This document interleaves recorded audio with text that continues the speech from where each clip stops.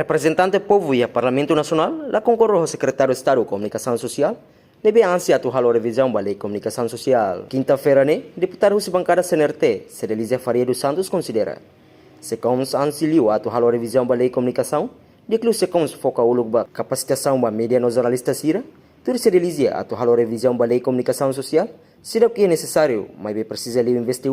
e é recurso humano na capacitação profissional. Nemos a tua preocupação com a uso de falso e a mídia social. Nebe prejudica a credibilidade dos jornalistas sira, não se como tem que for atenção o lugar buat hirak ne. Antes secretário de Estado de Comunicação Social, Espírito Dias Simenes prometeu hamuto com o Conselho de Imprensa, se halo discussão com mídia nain, editor, nos jornalistas sira.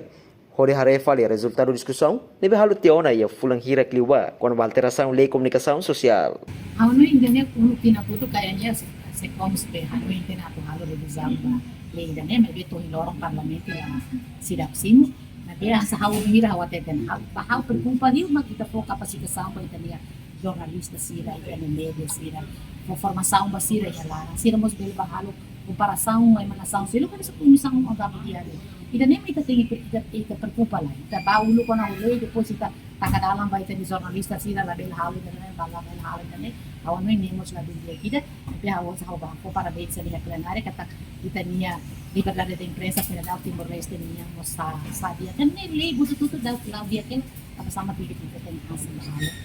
operação ba lei na bahawa noy sidap necessário bahawa to hari paliuma ka asa di falso sira na tema media da los kita la preocupa ko maka buat ID falso sira pe halo tara to katasan ni terlos se kom sarele ba buat se o na lai ho linha ministerial se selo karela lei se nela depois me belare ba lei se